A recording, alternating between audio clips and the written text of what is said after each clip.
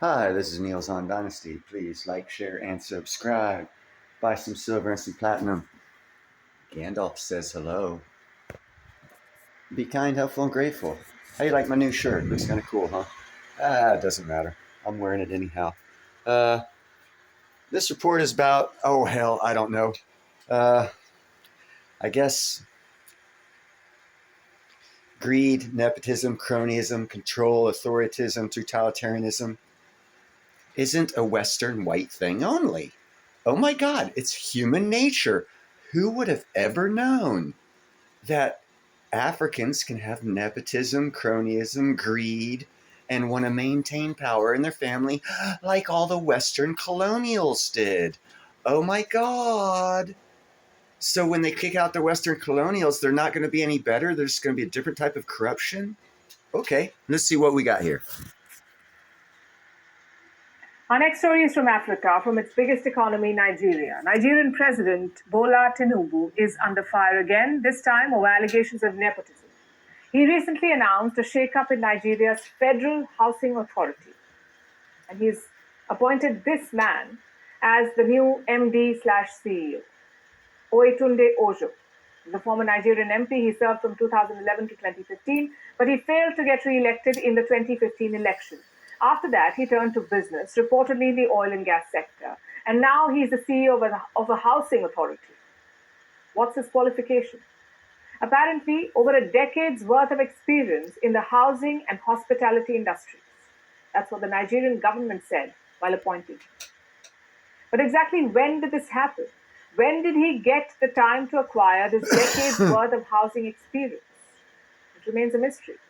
But the Nigerian government insists that he is the best man for the job.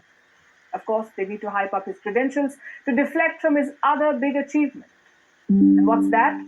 Being married to Fola Shade Tinubu, the oldest daughter of President Bola Tinubu. Nepotism is never good for optics after all, and the last thing Tinubu needs is another scandal. The Nigerian president has been racking up controversies ever since he took office. The last one was about an oil field, an offshore oil block called OPL 245. It was a disputed field bought by European oil giants Eni and Shell. There were corruption allegations. Nigeria had sued the oil companies. The case was pending in international tribunals. But last month, the president of Nigeria restored the fields to the Europeans. He ended all legal disputes over the offshore field and called for the matter to be resolved amicably. Now, we can choose to look at this as Tinubu moving forward, as him dropping a long dispute and getting back to business. Or you may wonder about the timing. Eni, one of the European oil firms involved here, signed another deal recently. This happened a few months ago. They sold their Nigerian onshore assets to a local firm, a firm called Onado PLC. The sale was very beneficial for the Nigerian oil company. Its total oil reserves doubled after it bought Eni's assets. And guess who is the chief executive of the Onado group? A man called Adewale Tinubu, or Wale as he's popularly known. The last name is not a coincidence. He is related to the Nigerian president too. He's the president's nephew. So a European oil company sells its business to Tinubu's nephew. The nephew's company benefits, and Nigeria drops litigation against the Europeans soon after. What does that sound like to you?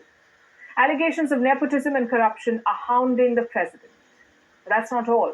He's also been accused of using his office for personal gain, using it to fund a luxurious lifestyle, like with the yacht controversy. Tinubu became president last year. He took office in the month of May. His government had to release a supplementary budget to allocate resources for this year, and this happened in November. The budget came in November. But while the budget was being discussed, an anomaly came to light.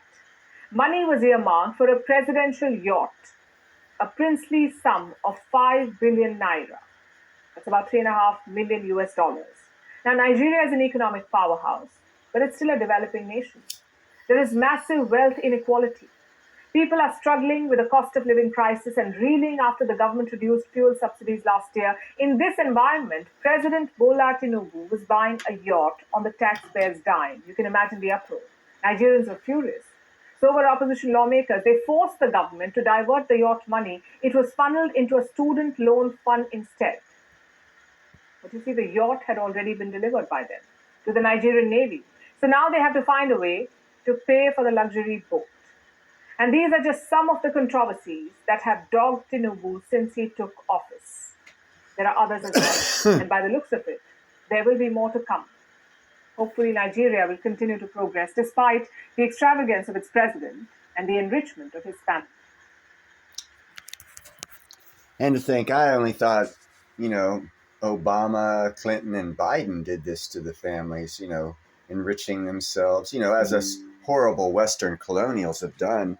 So apparently, we've infected the DNA of Africans to be greedy, selfish, authoritarianism, just like every other piece of crap leader that somehow gains power without the people's authority. So, now that we know this, maybe everyone can admit that there's no such thing as racism. Everyone hates everyone. It's all about greed. And they're going to hate you till they get your stuff. They will use color, sex, age, religion, height, weight, whatever the hell they want to make you guys hate each other so that they can grab control. God, I hope you people wake up.